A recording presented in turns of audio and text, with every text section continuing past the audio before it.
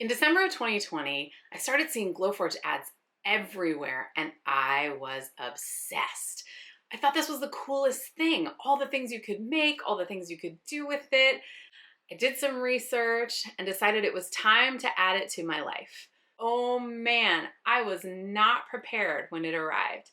Today, I'm going to tell you 4 things that I really wish I had understood before it arrived.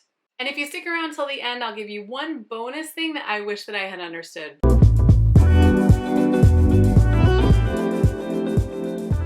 I'm Katie, and this is Things Katie Makes, where we talk about all things Glowforge with the goal of helping you to move forward in your Glowforge journey.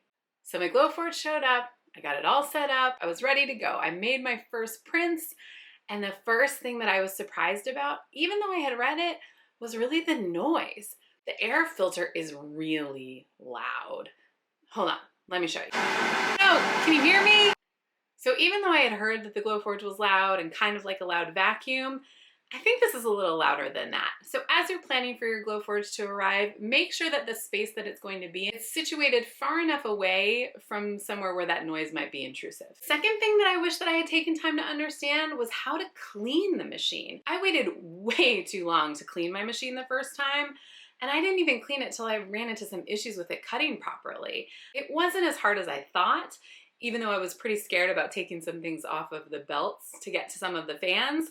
But I was able to do it successfully, and now I clean it on a regular basis. I recommend go watch videos on how to clean your machine so that you know how to do it right away and you can make it part of your weekly process. The next thing that I wasn't entirely prepared for, because I was coming from die cutting software, was that I was gonna need a design tool. I thought, it's like Design Space. I can just go in and pull some images and get some things, or I can just grab things from the internet. And sure, you could buy all your files.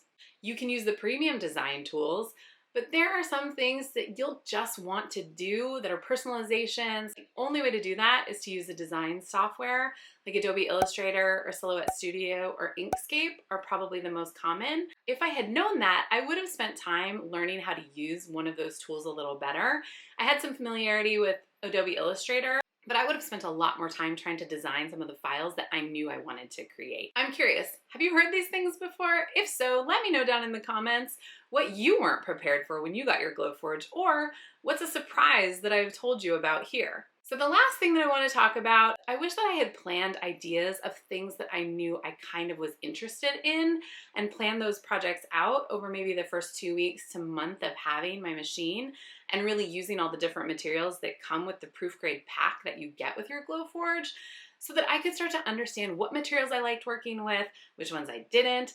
Because what I had done is I went out and bought a whole bunch of things to do wooden round signs, welcome signs.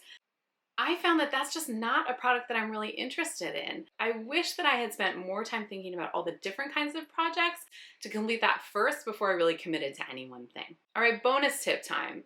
I have been so surprised at how many different places there are to connect with people who have a Glowforge. There's the Glowforge forum right there on glowforge.com. There's Facebook groups. There's tons of helpful people on Instagram. There's a whole community around Glowforge using it, being creative with it, and being successful. And it's been so much fun meeting other makers and seeing what they do and cheering them on and learning from them as I go. If this is helping you get prepared for your Glowforge to arrive, the next video I think would be great for you is 5 beginner projects that I think everyone should complete. You can check that out here.